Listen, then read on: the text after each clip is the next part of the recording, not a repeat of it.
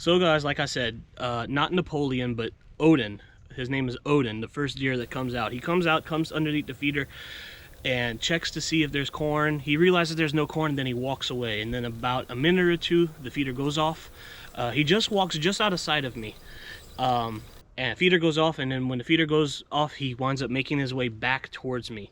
It takes him a little while. He's a little bit slower to walk his way back in, but he eventually winds up walking his way back in. In fact, actually, if you look closely at the footage, he has a branch hanging from his antler as he's walking back in. So he looked like he might have worked a scrape or did something while he walked off, and while he was walking back in, he still had that branch hanging from his antler. So that's a pretty good little bit of footage. So Jake, take a look at this.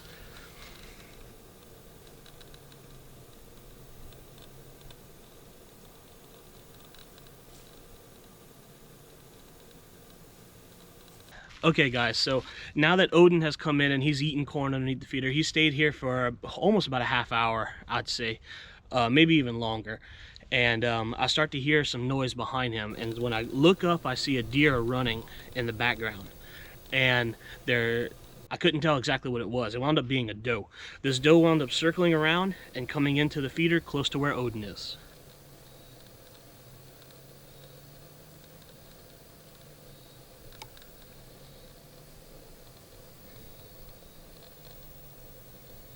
Now that I got Odin underneath the feeder and a doe about maybe 15 yards away from Odin underneath the feeder, there's a little 6-point that was coming and chasing this doe. So this doe must have been in heat or close to being in heat, and this little 6-point was after this doe.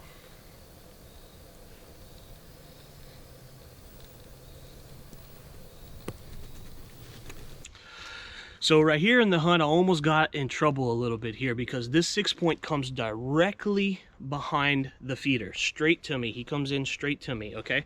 When deer in this hunting, in this spot right here that we got, when the deer comes straight in like that, they see you for whatever reason. They just know that they realize you're there. I mean, I'm sitting there, I'm not moving. I have really good scent control. I have a mature deer in front of me. I have a doe in front of me, but this little 6-point, that's probably a 2-year-old, 2.5-year-old, comes in and he spots me and he sees me.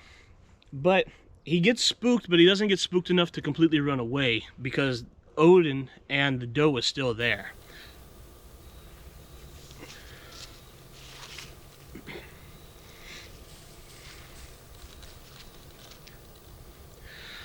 So after a little while, he gets back comfortable again and he starts to come toward the doe. Well, he pushes the doe off to my right a little bit where it gets thicker into the woods.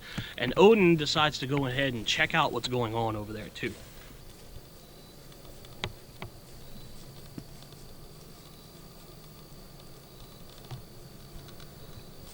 So while Odin is checking out what's going on over there, I'm trying to get some video footage in the trees and the thick branches and leaves and stuff. They got a tree that still has its leaves for whatever reason. Now remember, this is the day after Christmas. And what I didn't mention was that it was hot. Oh my goodness, it was hot. It was probably in between 65 and 75 degrees that day. It was very hot and unusual for that time of year. Well, after they kind of checked it out, what was going on, the 6-point in the doe kind of went off a little bit to just to where I couldn't see him anymore, and Odin wound up working his way back toward the feeder.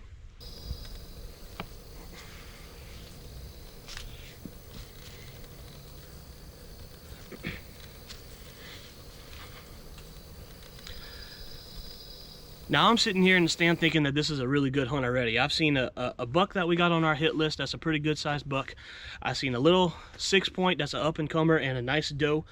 And I think that this is a pretty good hunt. Well, lo and behold, I hear some more noise off to the right where the 6-point and the doe were, and I see whitehead for the first time.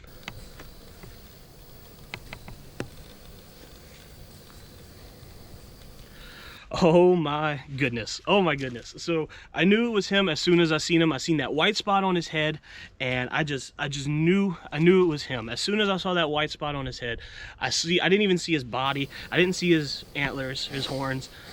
I didn't see none of that. The only thing I saw was that white spot on his head. And when I saw that, I was like, oh my goodness, I gotta hurry up and get the camera on, and I gotta point it at him, and this is it. It's happening right now. This is incredible.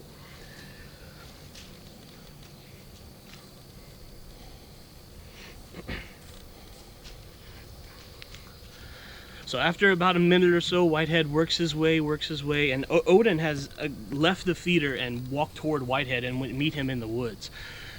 Whitehead has left Odin behind and has worked his way toward the feeder and I'm gonna let the video footage be self-explanatory here, because he walks in, presents me a shot. He doesn't come to the feeder, he actually goes a little bit further behind the feeder, and I decided to take the shot when I did because I didn't know if Whitehead was gonna come to the feeder or if he was just gonna go off to the back and I wasn't gonna be able to have a shot. So as soon as Whitehead came out and presented me a shot, I went ahead and took it.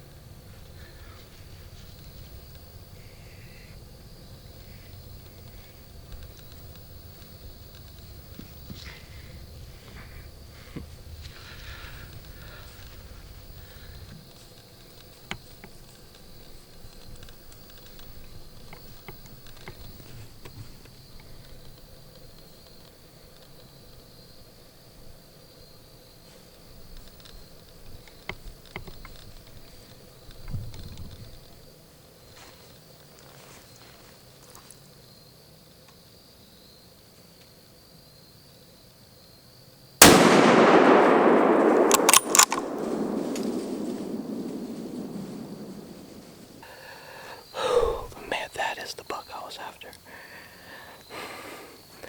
They had another buck that came in earlier this afternoon. His name is Napoleon. We have plenty of pictures of him. He's a pretty good sized deer, big deer, old deer. He's at least 4 years old too, but that wasn't the deer I was after. I was really after Whitehead. Napoleon came and ate under the feeder for about 30 minutes. In fact, actually, he came out right before the feeder went off, saw there was no corn on the ground, and left. And within 2 or 3 minutes of him leaving, the feeder went off. He heard it and came back. And then he ate corn for about 30 minutes. And then I hear something, rustling in the leaves in the back.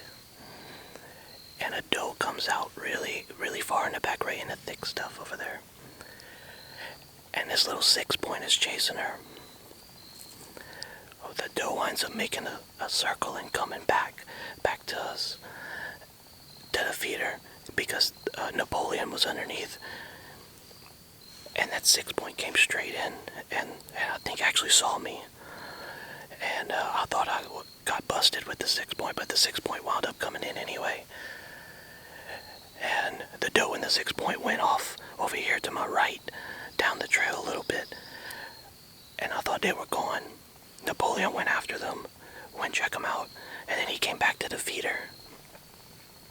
And then I hear some more noise rustling, and sure enough, Whitehead is right there where that doe was, and that 6-point.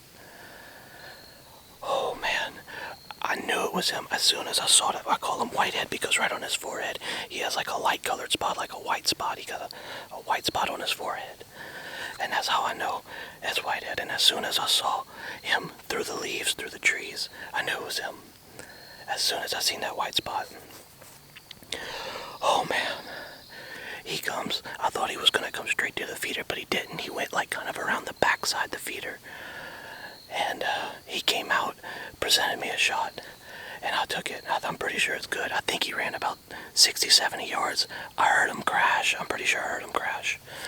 So I feel good about the shot. It might have been slightly back. It might have been just a little bit back, but I think he's good.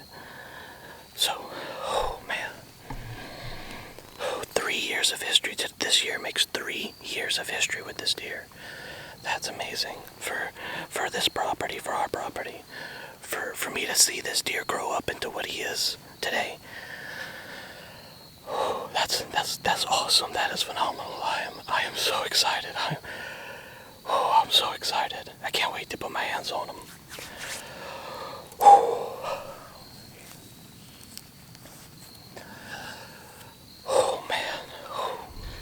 What an incredible hunt. Oh my goodness. I couldn't have been more excited. Like this was awesome. This was years in the making, literally, because we've had a history of this deer.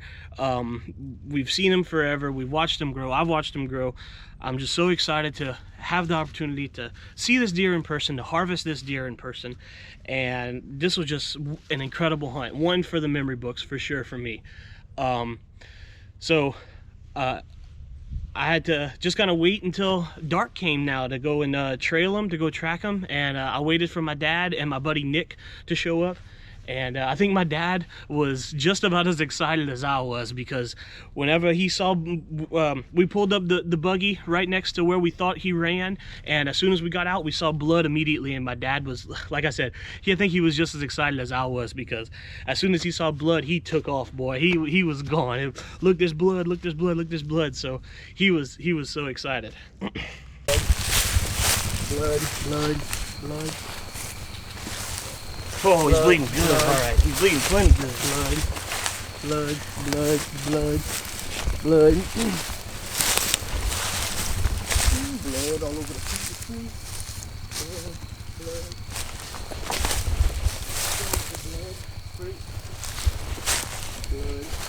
Blood. Oh, that's all his eyes right there. Blood. Blood. Oh, man. Blood. Hold on. Some more blood. Blood. No too excited about that.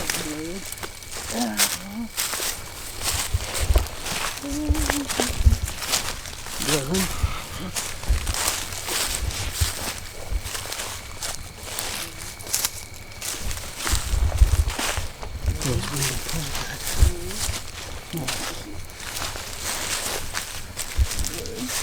He's right there. I see his butt right there. Look. Yep, I got it.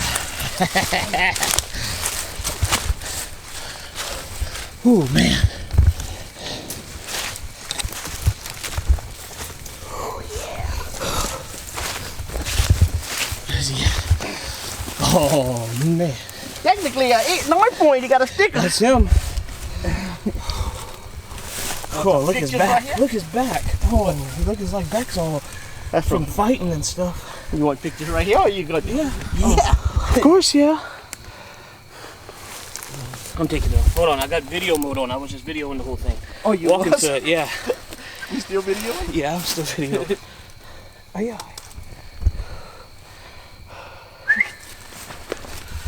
How you taking off a video?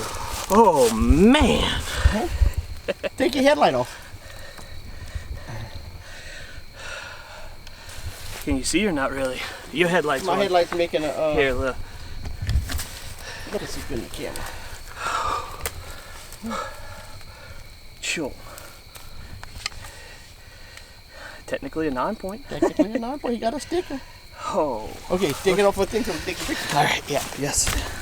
And so, yeah, that's it. That'll do it. I know we don't have the best recovery footage of Whitehead, but I did bring Whitehead to the taxidermy. I am gonna get a shoulder mount of him.